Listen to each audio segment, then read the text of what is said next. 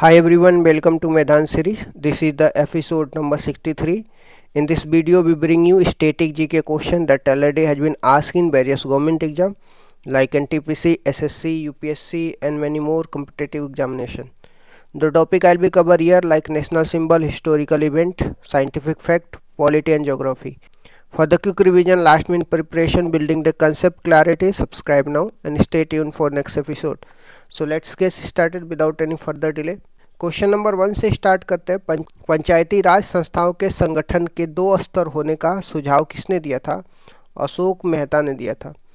2 स्तर पे बोला था, जिसमें पहला जिला होगा, दूसरा ग्राम स्तर होगा। पंचायती राज संगठन के त्रिस्तरीय होने का सुझाव किसने दिया था? बलवंत राय मेहता ने दिया था।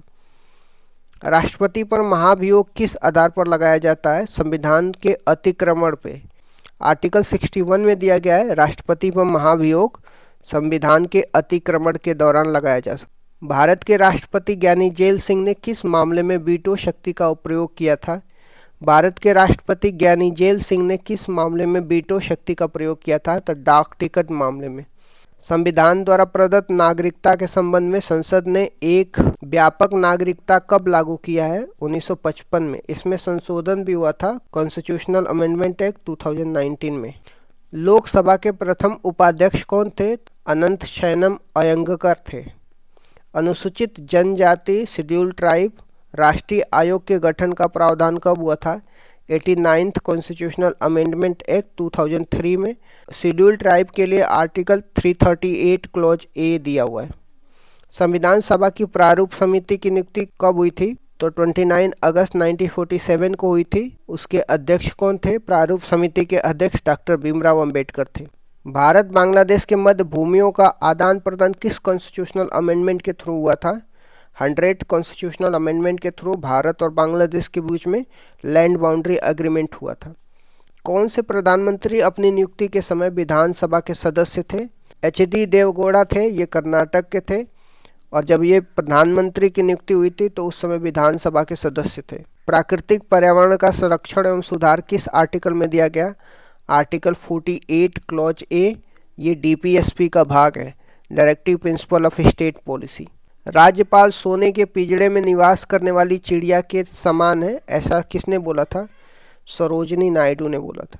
परिसीमन आयोग के अध्यक्ष कौन होते हैं? मुख्य चुनाव आयुक्त होते हैं, चीफ इलेक्शन कमीशन होते हैं। 4 बार परिसीमन आयोग आ चुका है, 1952 में, 1962 में, 1972 में एंड 2002 में। अविश्वास प्रस्ताव कहाँ पे पेश होता है? लोकसभा में होता है। भारत की संचित निधि से धन निर्गम पर किसका नियंत्रण होता है? संसद का। संविधान सभा में किस देशी रियासत के प्रतिनिधि ने भाग नहीं लिया था? तो बहुत सारे प्रिंसली स्टेट थे, वो लोग इंडिया के कॉन्स्टिट्यूशनल असेंबली में पार्टिसिपेट नहीं किए थे।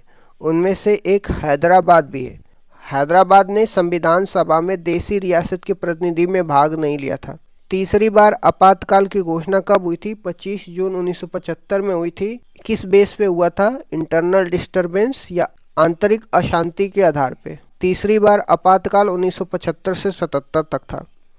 सर्वोच्च न्यायालय ने संविधान के आधारभूत संरचना की घोषणा किस मामले में की थी? केशवानंद भारती केस में सर्वोच्च न्यायालय ने बेसिक स्ट्रक्चर की बात किया था, जिसमें बेसिक स्ट्रक्चर को नहीं डिस्ट्रॉय किया जा सकता है। उड़ीसा राज्य का उच्च न्यायालय कहाँ पे स्थित है? कटक में है। भारत में कुल 25 हाई कोर्ट है। राष्ट्रपति का चुनाव किस पद्धति से होता है?